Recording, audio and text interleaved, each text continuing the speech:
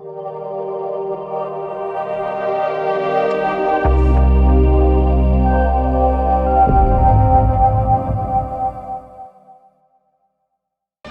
జిల్లా అధ్యక్షులు అబ్దుల్ అజీజ్ గారు అయితే ఇప్పుడు మనతో ఉన్నారు. వారిని కూడా వాళ్ళ యొక్క సంతోషం ఏ విధంగా ఉంది ఏంటి అనేది ఆయన మాటల్లోనే అడిగి తెలుసుకునే ప్రయత్నం చేద్దాం.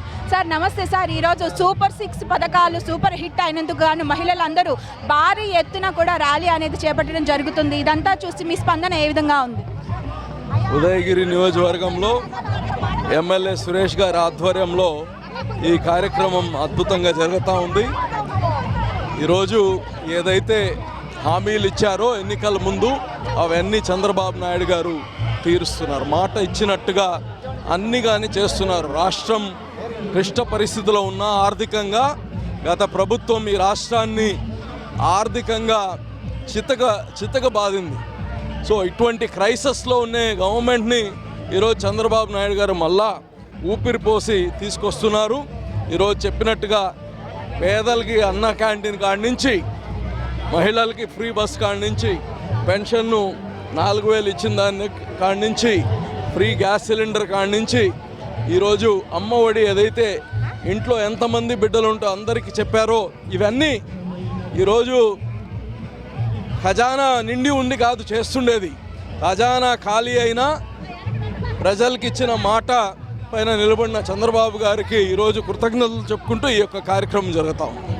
సార్ ప్రభుత్వం అంటే గతంలో చూసుకున్నట్లయితే ఎన్నో అప్పులు అనేవి ఉన్నాయి మన రాష్ట్రంలో, కానీ అంటే ఏదైతే పార్టీలు ఇదివరకు ఉన్నాయో. సో ఇప్పుడు మనం చూసుకున్నట్లయితే నిధులు తక్కువ ఉన్నా కానీ మహిళల కోసం ఎన్నో పథకాలు అనేవి తేవడం జరుగుతుంది.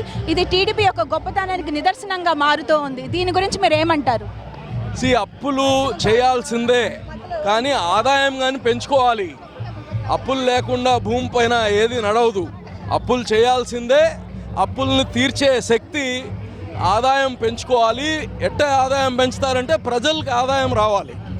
ప్రజలకు ఆదాయం రావాలంటే ఇండస్ట్రీస్ రావాలి, ఉద్యోగాలు రావాలి, వ్యాపారస్తులు మంచి వ్యాపారం చేయాలి. ఇవన్నిటికీ సానుకూలంగా ప్రభుత్వం ఉంటే అభివృద్ధి చెందుతుంది, ఆదాయం వస్తుంది. కాబట్టి చంద్రబాబు గారి హయాంలో ఇండస్ట్రీస్ వస్తున్నాయి, పెట్టుబడులు వస్తున్నాయి, ఇవన్నీ వస్తున్నాయి. కాబట్టి ఒక ధైర్యంతో మనం ముందుకెళ్తా ఉన్నాం. సార్ రాష్ట్రం అనేది ఏ విధంగా అభివృద్ధి చెందబోతుంది?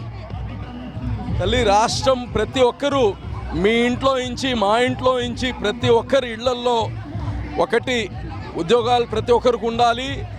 ఉద్యోగం లేకపోతే చిన్న వ్యాపారం అన్నా ప్రతి ఒక్కరికి ఉండాలి. ఆదాయ వనరులు ఉండాలి ప్రతి ఒక్కరికి. ప్రతి ఒక్కరూ ఎప్పుడైతే ఎవరి స్థాయిలో వాళ్ళు ఆదాయం పెంచుకుంటామో రాష్ట్రం తప్పకుండా బాగుంటుంది. దానికి కావాల్సిన అన్ని విధమైన ఏర్పాట్లు ప్రభుత్వం చేసే బాధ్యత ప్రభుత్వంది. అదే ఈరోజు కూటమి ప్రభుత్వం చేస్తుందని కానీ తెలియజేస్తున్నాం. Thank you sir. Thank you very much sir.